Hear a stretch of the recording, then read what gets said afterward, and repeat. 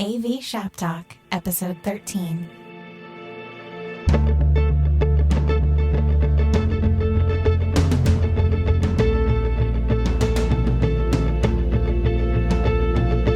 Podcasting from Boston, Massachusetts and Los Angeles, California, this is AV Shop Talk. Covering the latest audiovisual trends and emerging technologies, this is where the AV pros come to talk shop. With your hosts, Nate Schneider and Jason Griffin.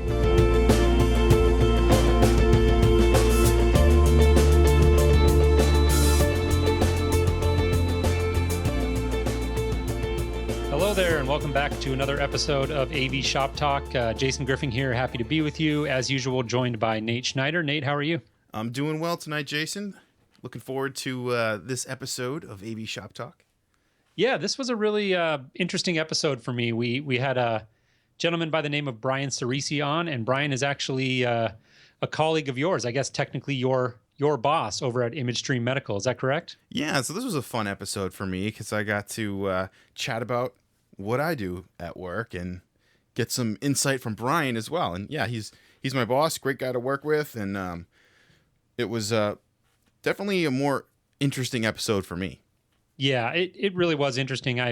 You and I have been doing this podcast now for over a year, and we've kind of talked for a long time about learning more about what it is that you do, because I do think that it sounds like a very intriguing field in terms of doing, design and integrated operating rooms, and just a really specialized market. And I've always been curious to learn a little more, and actually kind of surprised that you and I haven't taken a deep dive into this topic sooner than we did. Yeah, it's one of those things where I just do it every day, and it's kind of like my day-to-day thing. So I kind of, forget that, this would be really interesting for, other folks to learn about, or potentially really interesting.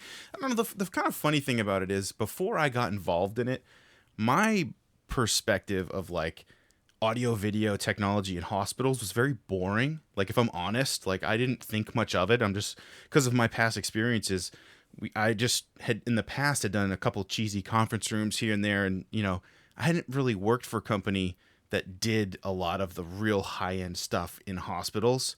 And after coming to ImageStream, it's a totally different situation. These are super high-tech rooms, lots of money being spent in these surgical suites. And I think that's probably something we can just touch on real quick before we jump into the interview, is just the fact that there's so many different types of rooms within hospitals. And kind of what we talked about in this interview with Brian was basically one type of room, surgical suites, which is, not a very big percentage of real estate within the hospital, but a very important percentage of real estate within the hospital. Yeah, I think that it's fascinating to me as a residential guy, and Brian even talked about, his background as a residential guy, and how a lot of people that work in your industry come from sort of an AV and integration background, because there is some crossover in terms of, at the end of the day, it's all ins and outs, right? And it's signal routing, and there's some fundamentals there that do carry over. But really, when you start talking about the purpose that these rooms are being built for, and all of the implications about, safety issues, and making sure that you're in line with all of the codes and regulations, and it just is a whole different ball of wax. And I think that it's valuable for anybody working in the systems integration industry to understand what's out there. I think that we have our jobs, and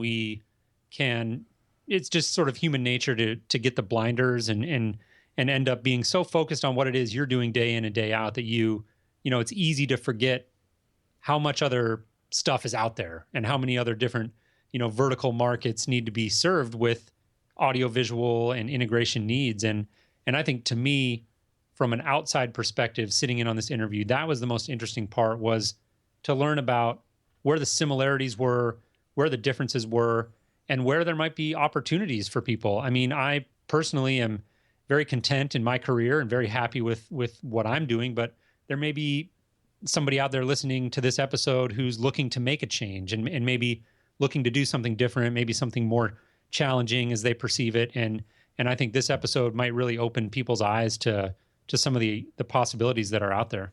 Yeah, and if you stick around and listen to the tail end of this episode, you might hear more about different opportunities to get involved. You just might. Yeah, so make sure you listen on into the end, and if anybody Absolutely. finds this interesting or compelling, there may be some opportunities coming your way. Yeah, most definitely. Well, without further ado, let's jump into our interview with Brian Cirrisi. AV Shop Talk.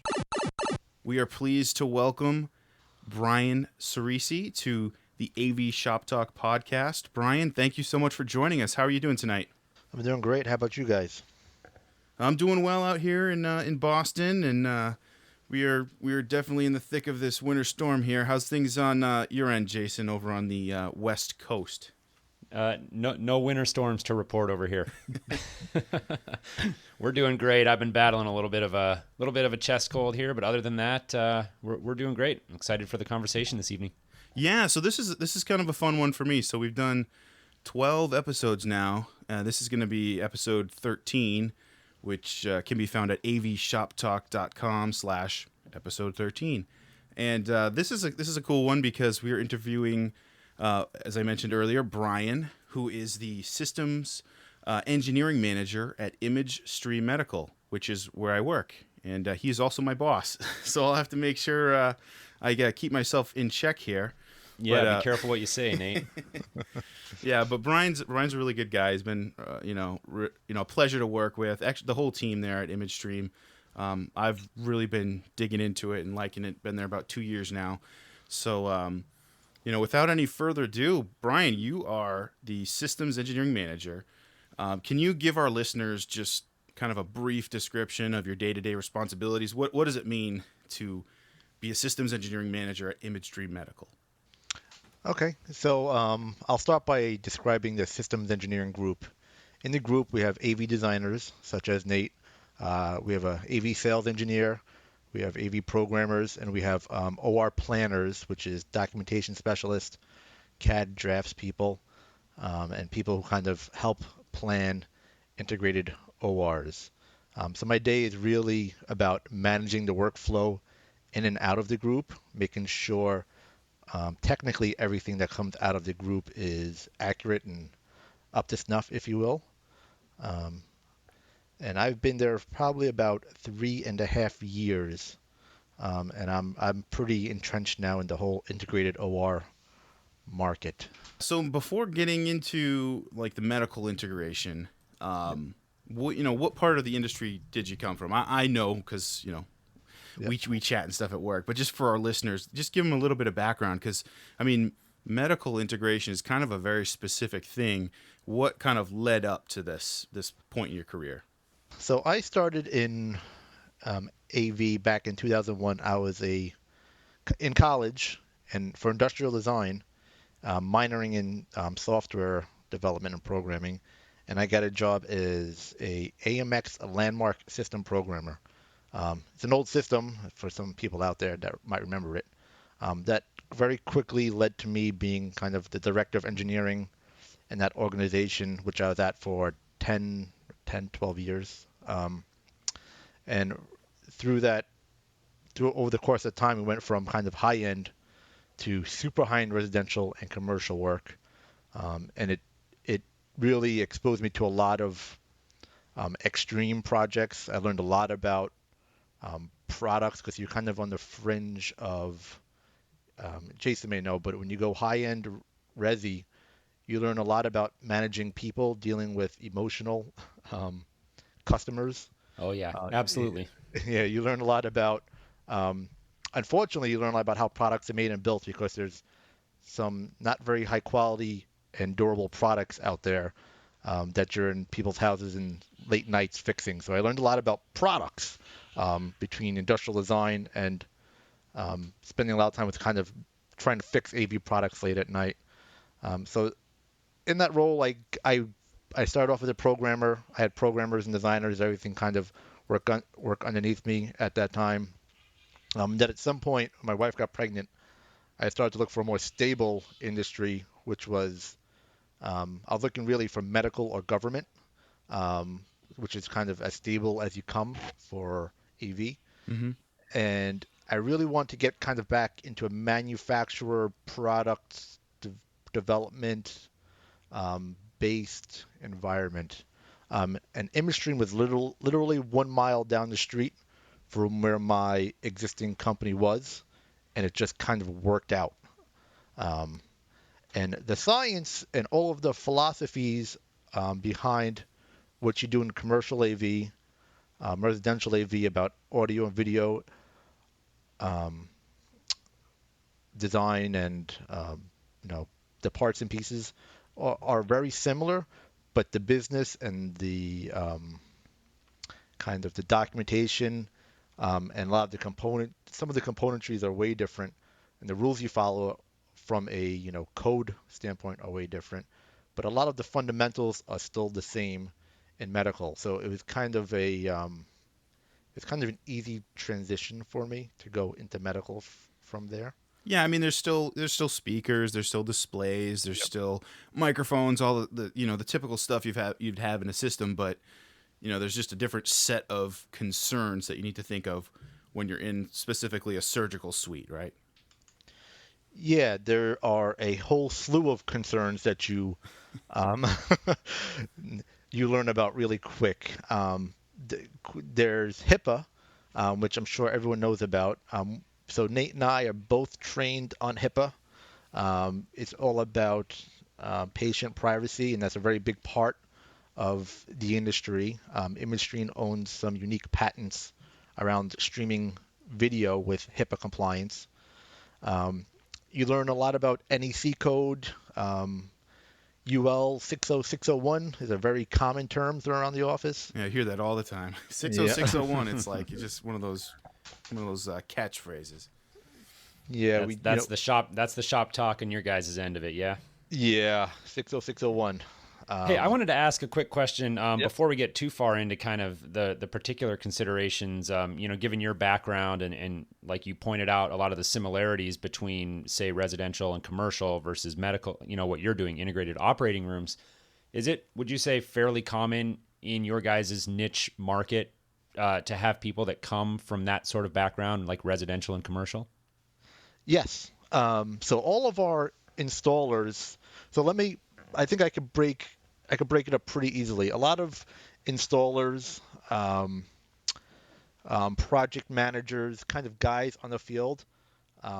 I'd say a very large majority of them have an AV background of some sort. If they weren't, or if they're not originally from the medical industry, they're most likely from the AV industry. Right. So it's very common, but on the sales side of stuff and kind of the engineering and design, there's a couple different levels of design. It's not as common, but as far as doing like signal flows and CAD work, there are a lot of AV guys that can cross back and forth very easily between the two.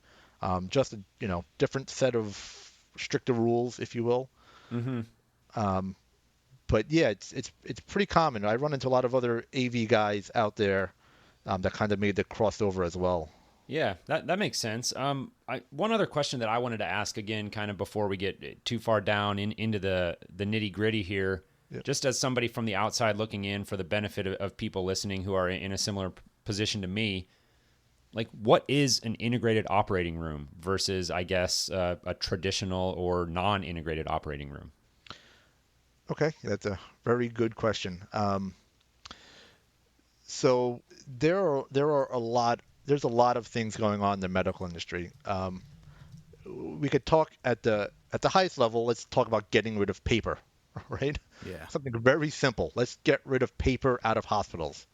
It is just an awful way to transmit information and data about a patient's well-being is paper. And that comes to EMR, which is electronic medical records, and that is a huge industry.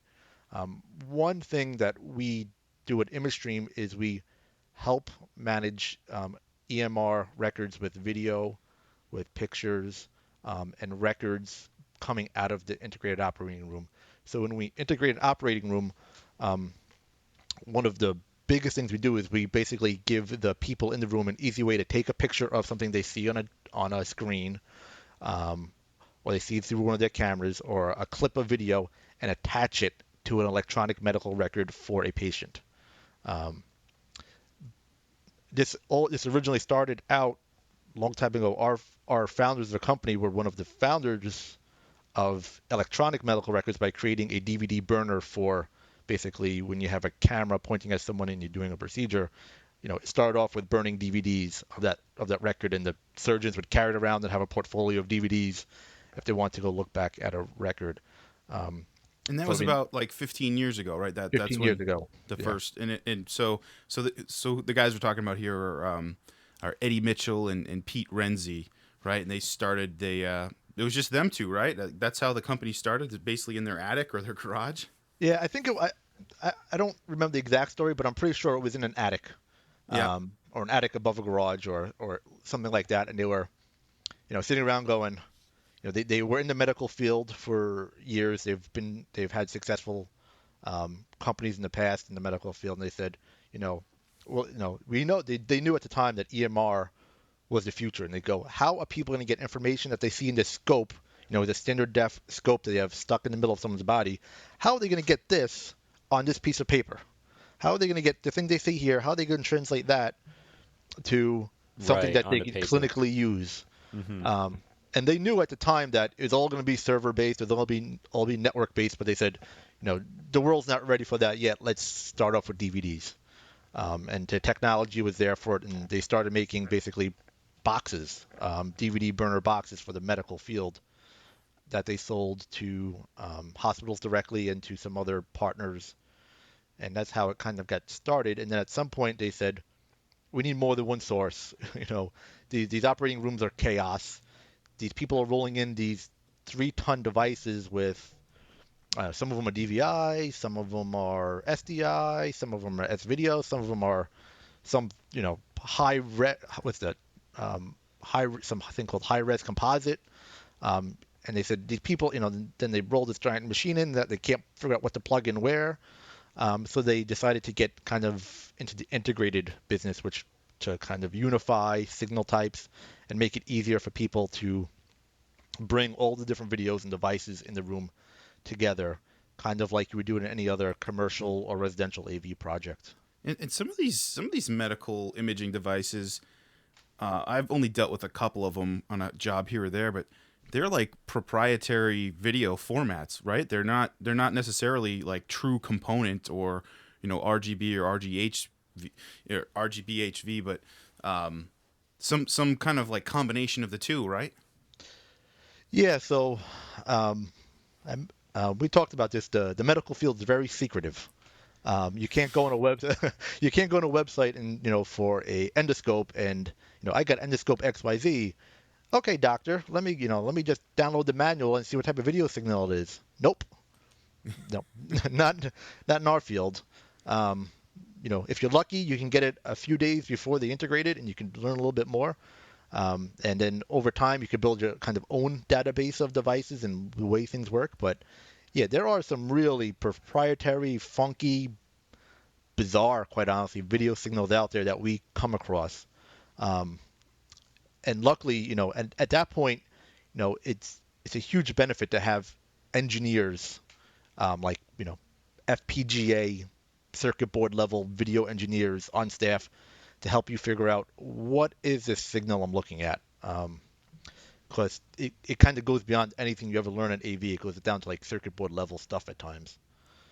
Yeah, that's probably something I would imagine that really comes down to just on the job training and time spent in the industry, really getting to know the ins and the outs of it. So it sounds like a lot of this is about sort of electronic medical records. I mean, what else is involved though? Obviously, you're doing a lot of routing of audio and video signals around. I'm imagining, that the picture is a little bit bigger than just doing it for EMR. Am I correct in stating that? Yeah. So we do at ImageStream. We do a lot of stuff. We make our own kind of in-room video routing, audio video routing and control system. So we route all audio and video throughout the room to surgical field displays, to wall displays. We also make our own recording and streaming devices. So we record everything, and we could stream it across enterprise network to kind of something we call a Volt stream, which kind of stores is a centralized recording server. Mm-hmm. We could stream it to other software, PC-based software. We would make editing software, so doctors can basically very quickly take something they did in a procedure room and chop it up really fast and make a presentation out of it, which is huge in the medical field for educational purposes. We have something called an HL7 interface, which ties into HL7 is a way. So EMR is kind of the broad term. Within EMR, there's other different protocols, if you will, of conveying and storing that information. So we have different interfaces and different ways to tie to different types of electronic medical records to store them throughout, whatever hospital system is out there. And every hospital does it slightly differently, so we have to always make sure that our protocol matches what they're looking to do. Sure. So let me make sure I covered everything there. So in-room video routing, centralized storage and control. We do things like we do a lot of workflow. Our interface is actually workflow based, so we actually spend a lot of time on workflow management. And Interesting. Our engineering team and our image stream team is really good at understanding how a nurse and a surgeon kind of go through their case. Things that happen, like you set up a case, can we make that easily for them, as easy as possible for them? Can we make it easy for them to record that case, and how does that case get identified with that doctor? How does it get identified with that patient, or whatever it is? We streamline that process. We give them ways to kind of have a timeout, which is mandatory in hospital now. It's, okay, everyone stop what you're doing. Let's review what we're going to do. Let's take a break. Okay, we're operating on that leg and not that leg, right? Okay. That's important. It's important. It's scary, but it's really important. You're standing in the right spot. You got all these supplies. Yes. You're going to do this. If this happens, yes. If there's a code blue, if there's a code, who's going to hit the button? I'm going to hit the button. They kind of go through all those things, and we kind of will.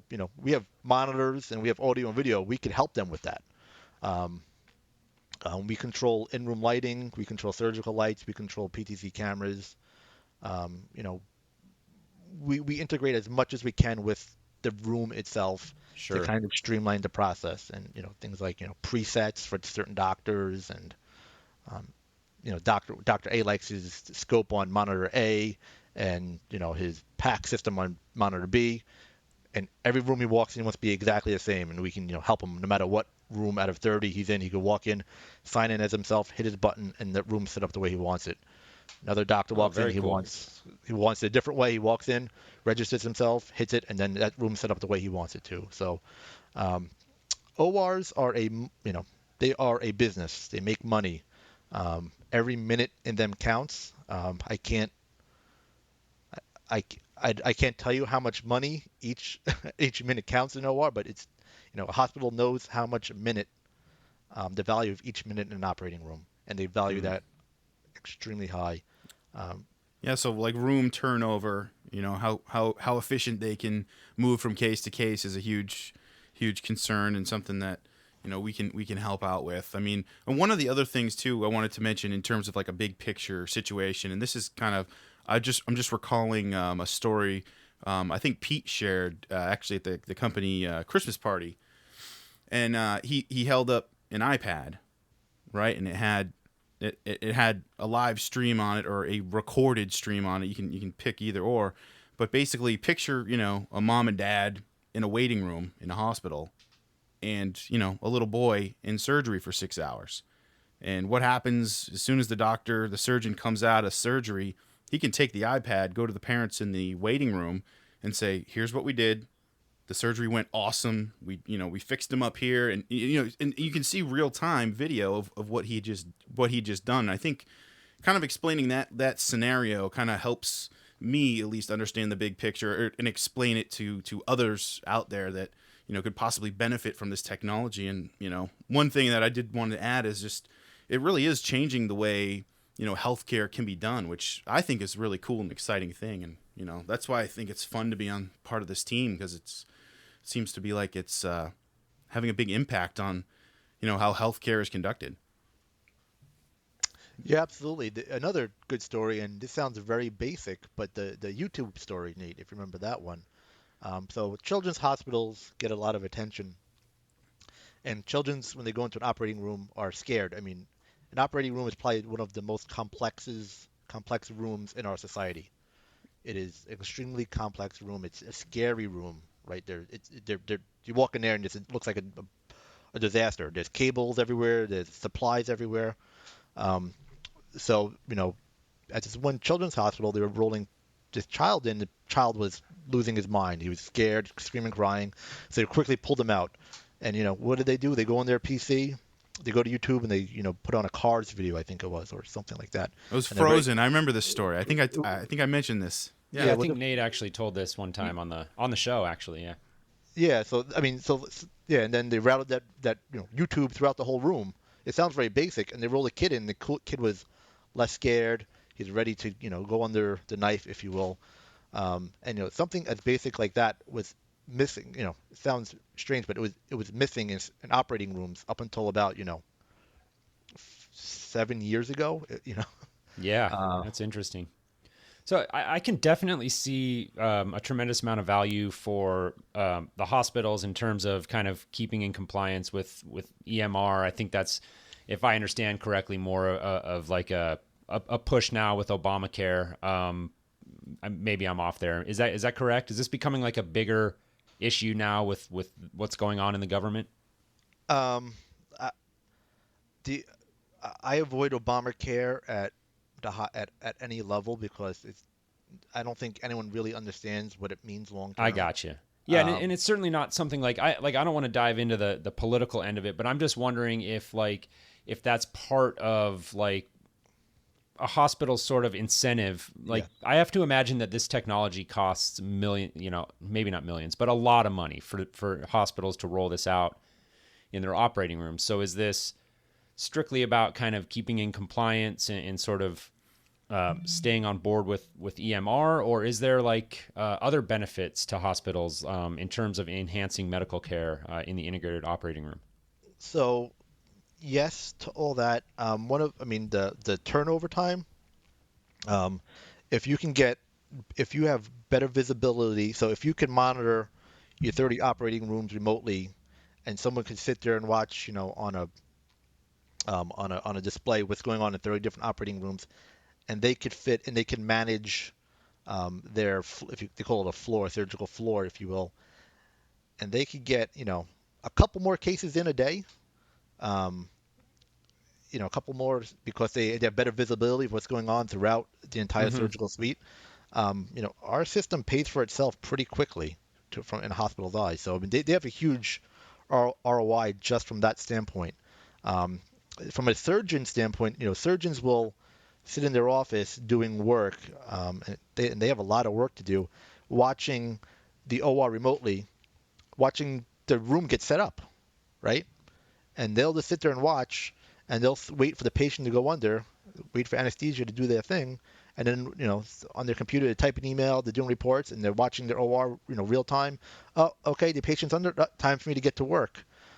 Sure. That's a huge benefit, as opposed to them having to basically stand around, wait outside the room, look through the window, and, stand there for 15 minutes a day, 4 times a day. That's, an hour of unproductive time for a surgeon. That's a big deal. So all of those things integrated OR solves. And how prevalent would you guys say integrated operating rooms are? Like, is that something that you could put a percentage on in terms of like hospitals in the United States? Do you have sort of numbers on the rate of adoption of integrated operating room technology? I can't give good data on that, but I'll tell you it's a very fast growing industry. Mm-hmm. If you want to call it an industry. It's one of those things, if hospitals haven't considered it, in the past. They are definitely considering it now because it is kind of becoming a standard or a staple for operating rooms.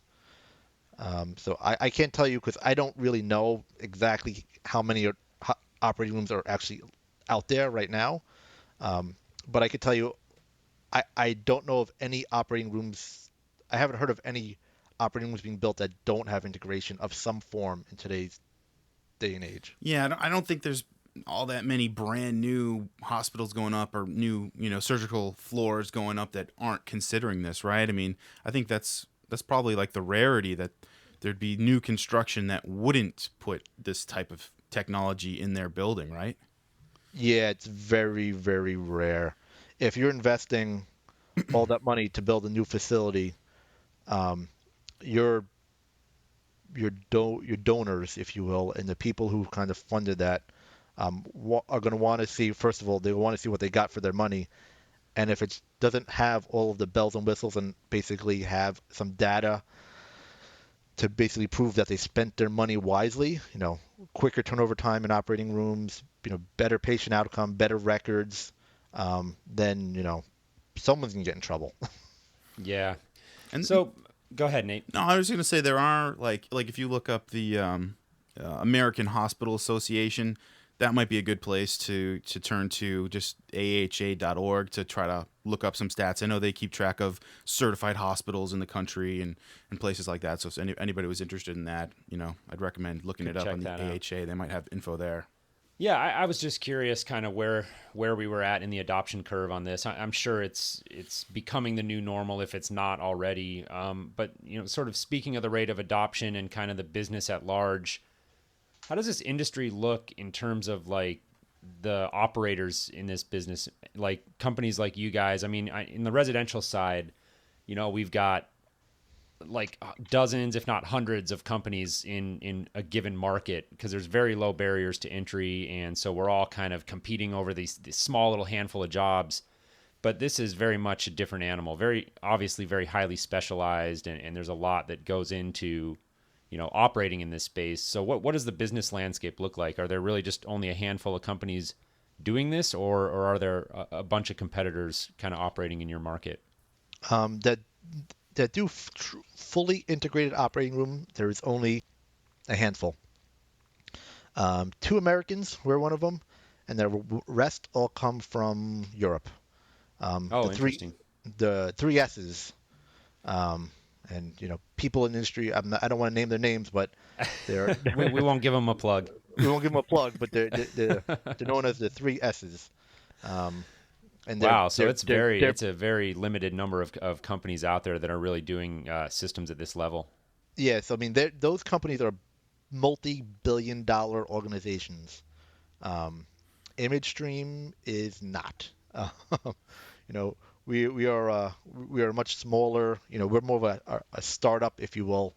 We're much smaller, much more focused, extremely focused organization. And something else to put into perspective, and I want to bring this up back to kind of more of the AV stuff, is that ImageStream is really like if Crestron basically also sold, designed, installed, PM'd, and serviced their own equipment. It's kind of what ImageStream does because we make a lot of our own equipment. Speakers we don't make, we purchase, and microphones we don't make.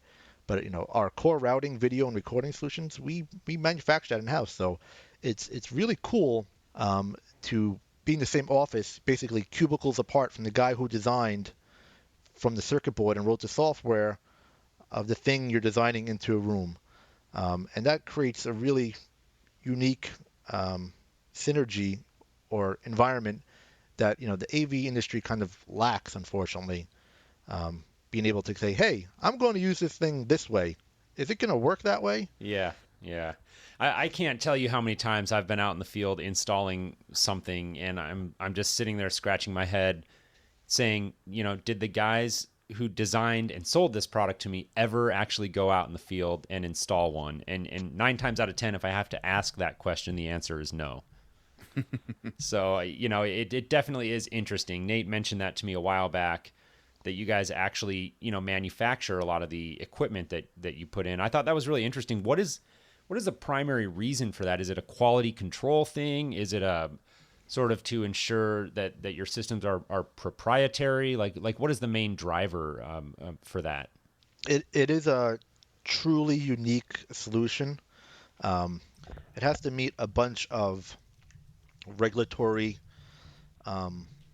standards, if you will, and nothing in the AV market meets it. There are ways to make stuff work. You can start modifying power supplies, but it gets really expensive, and then you have a bunch of mishmashed components mixed together. So what our organization decided to do is build everything from the ground up, so we have complete control over the solution we provide,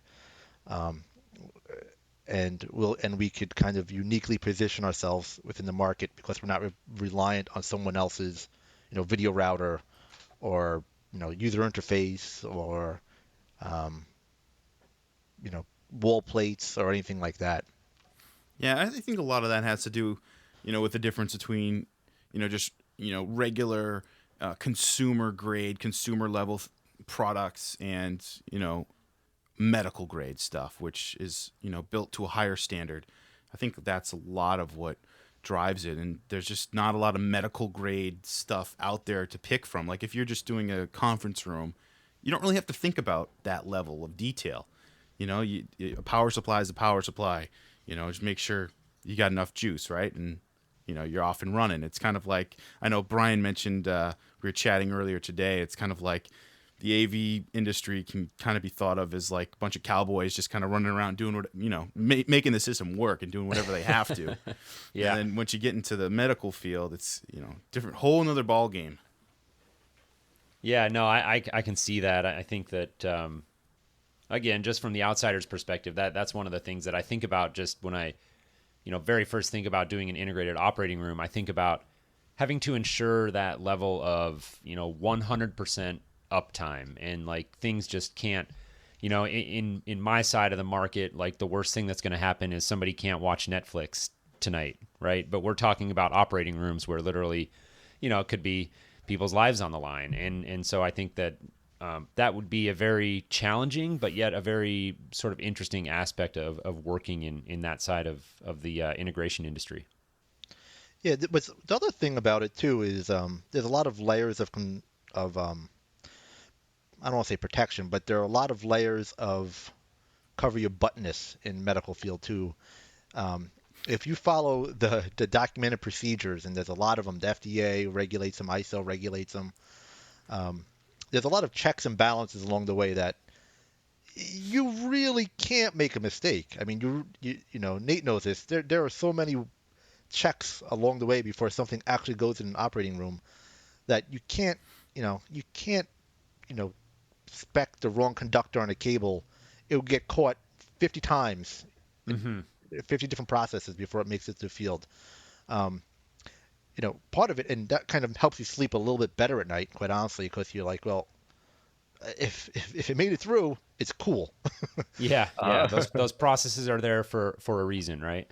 Yeah, they are there for a reason. And at first, when you first enter the market, you're like, what a pain. Like I really got to go through all this just to put a effing wall plate on the wall. It's just a wall plate. What I mean? It's just, and then you kind of like, and then you kind of like, if you kind of over time you kind of see why that is, because you could see, hey, I was making a wall plate and this manufacturer changed this on us. Look at this BNC. This isn't the same BNC they sent us a month ago. Is that cool? And you're like, no, that's not cool. And you're like, hey, manufacturer, these are people in the AV industry. It has the same part number, but it's slightly different. And they're like, yeah, so. No, yeah, so. No, it doesn't work cool. like that here. No, it's not cool at all.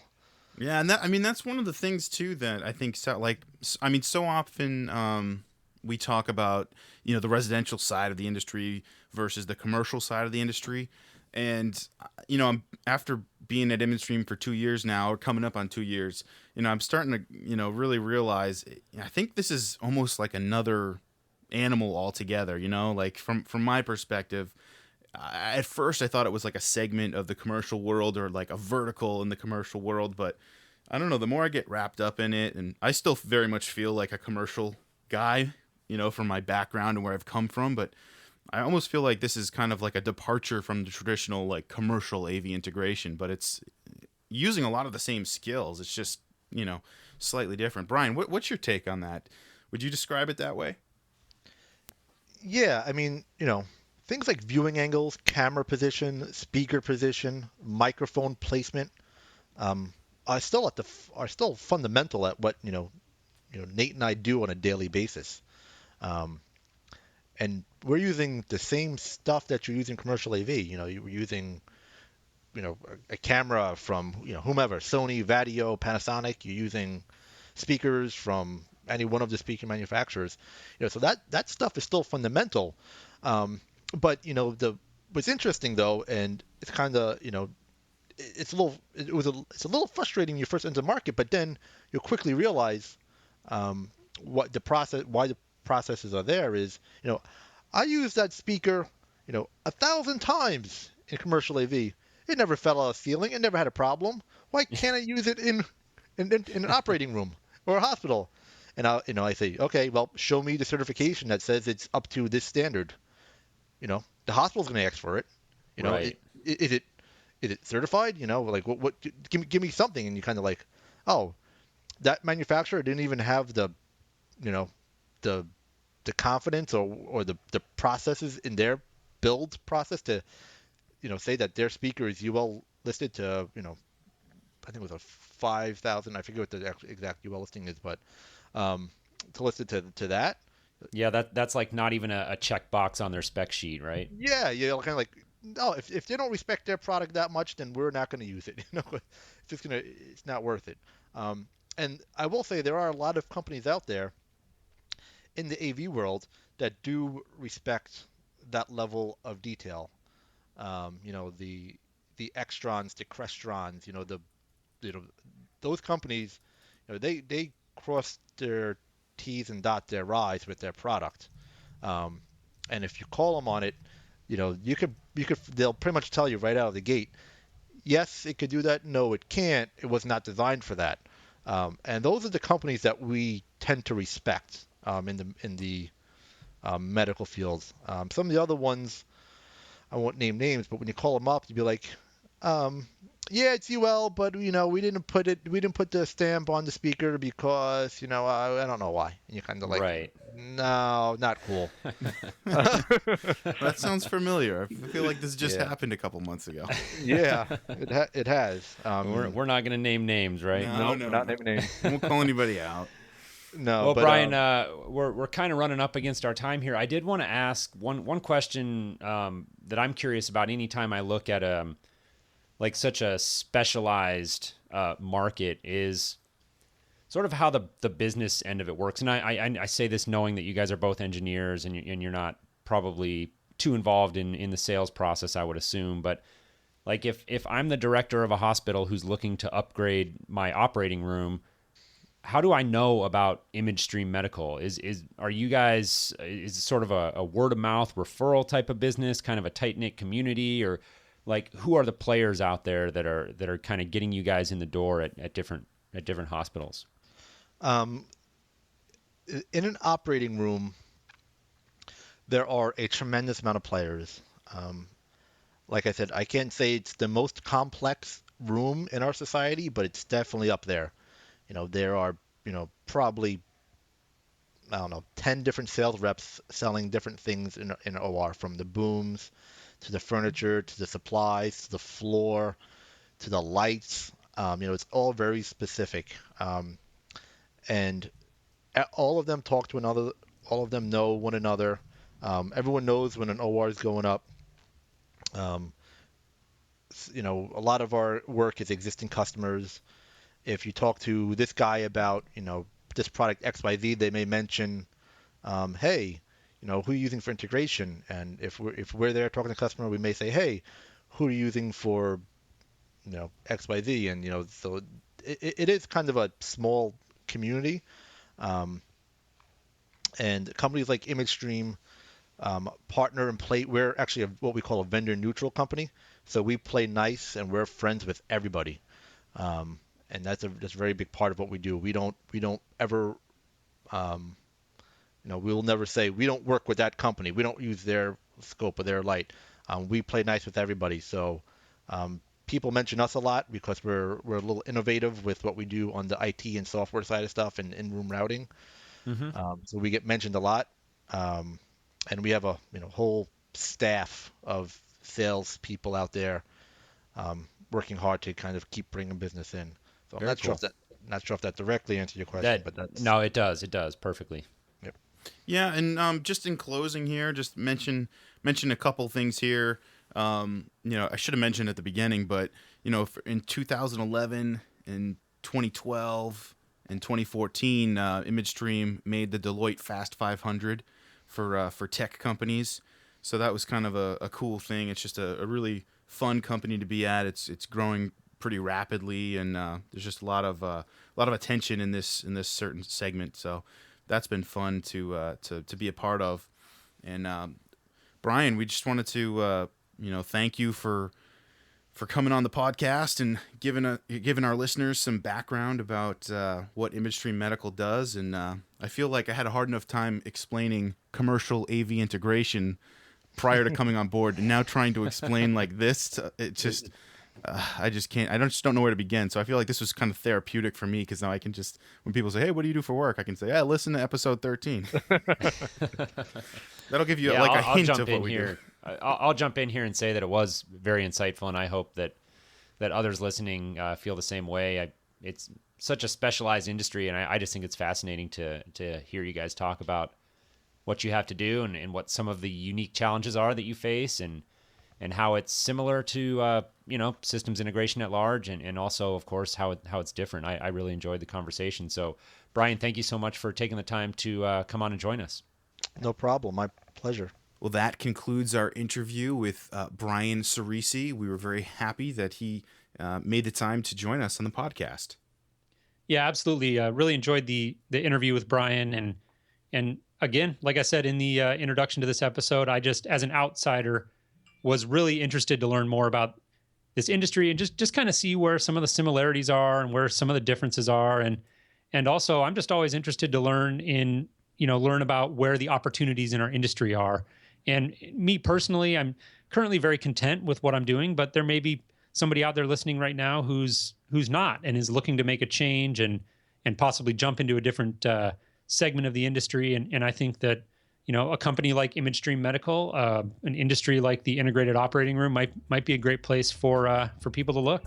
Yeah, and speaking of that, we're going to try something new this episode that we haven't done before.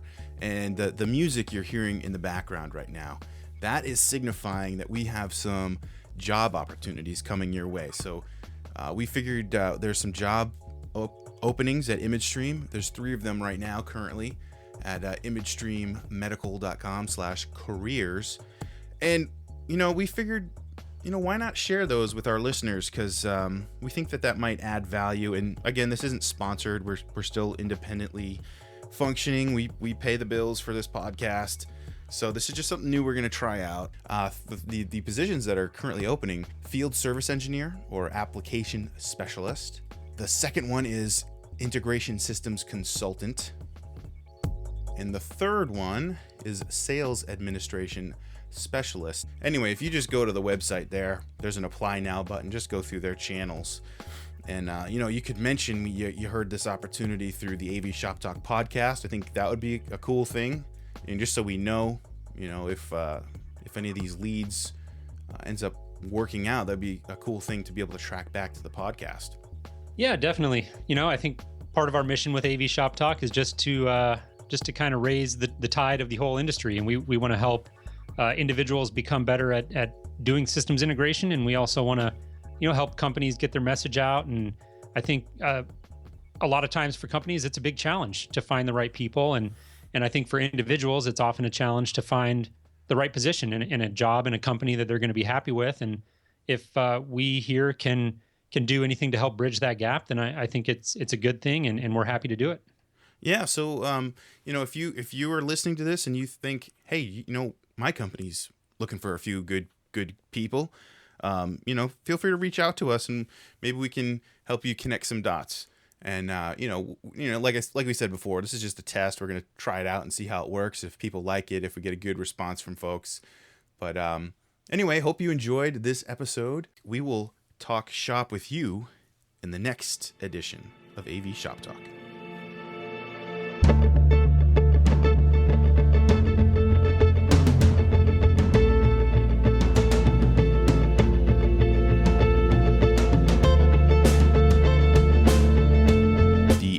Shop Talk podcast is produced independently by Nate Schneider and Jason Griffin. Musical contributions have been provided by Colin Owens. Voiceover contributions have been provided by John Perry.